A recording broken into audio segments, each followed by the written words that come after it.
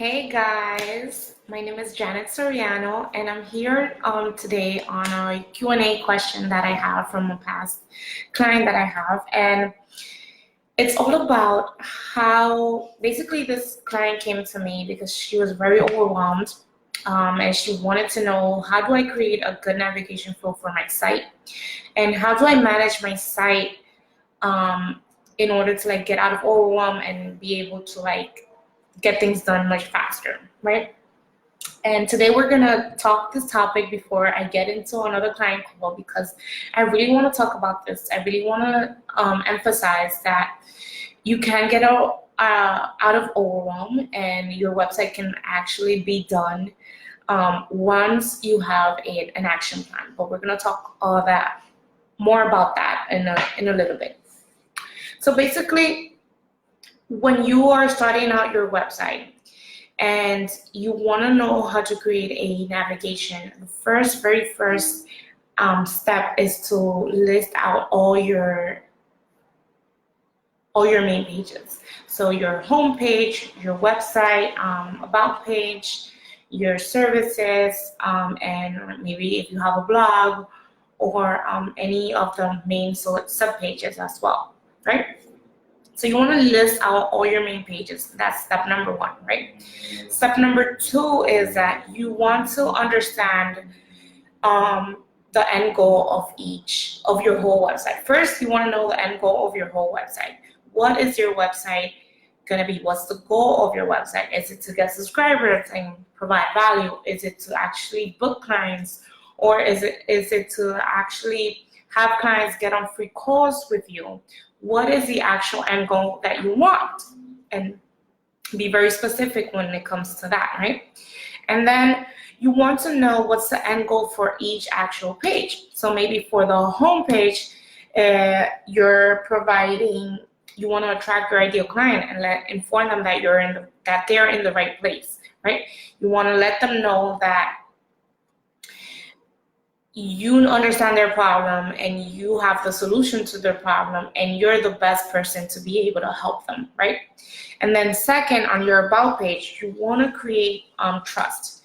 So on your about page, you want to make it about them mostly. That is, of course, you're going to tell more about who you are and what you do, but you're also going to frame it and rework it in a way that it's about them, right?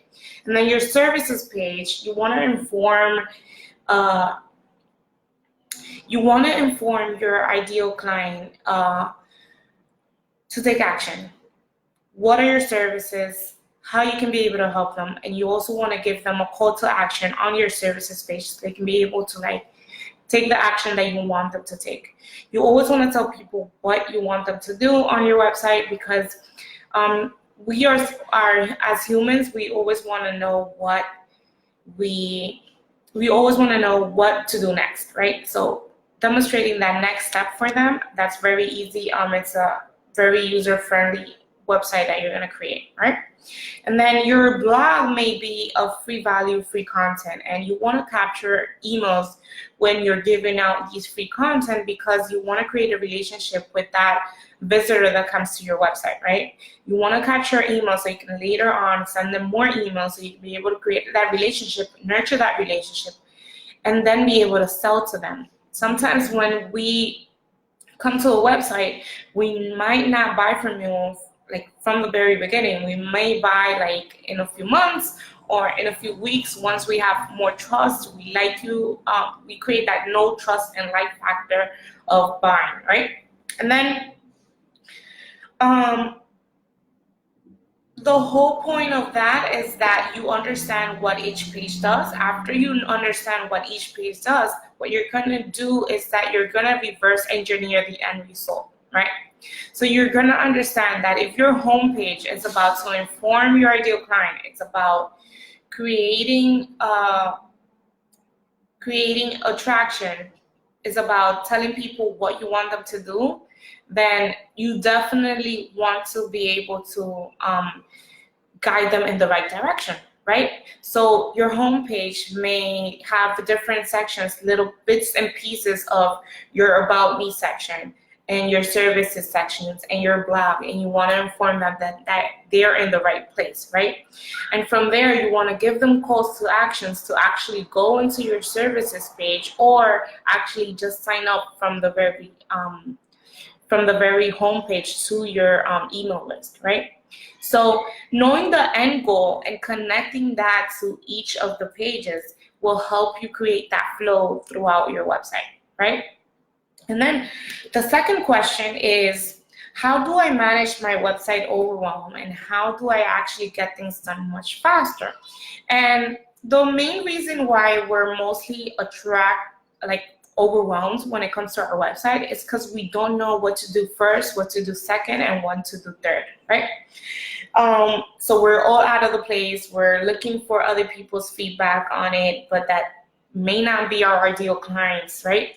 So what we want to know is that you want to create an action plan when it comes to your website. You want to know what to do first, what to do second, and what to do third in order to create that action plan and actually see it through, right?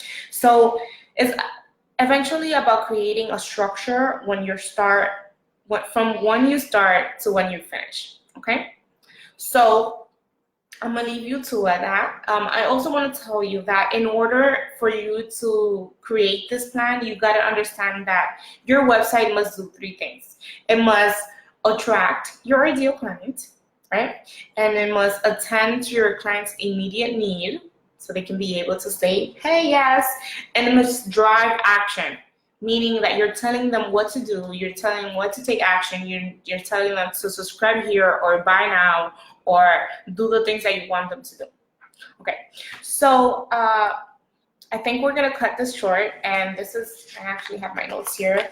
And basically it's about that. It's about attracting your ideal client, attending to their immediate needs, and actually driving action, right?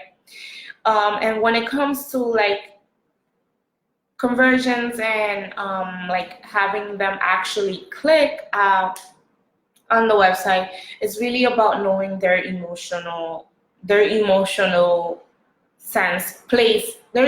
place as to your products or service.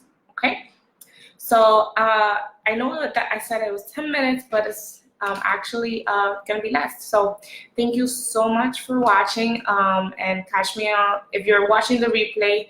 Let me know if you have any questions. If you have a Q&A that you want me to answer on live, I'm gonna be starting these great Q&As every Thursday. So let me know, and I'll see you next Thursday. Bye-bye.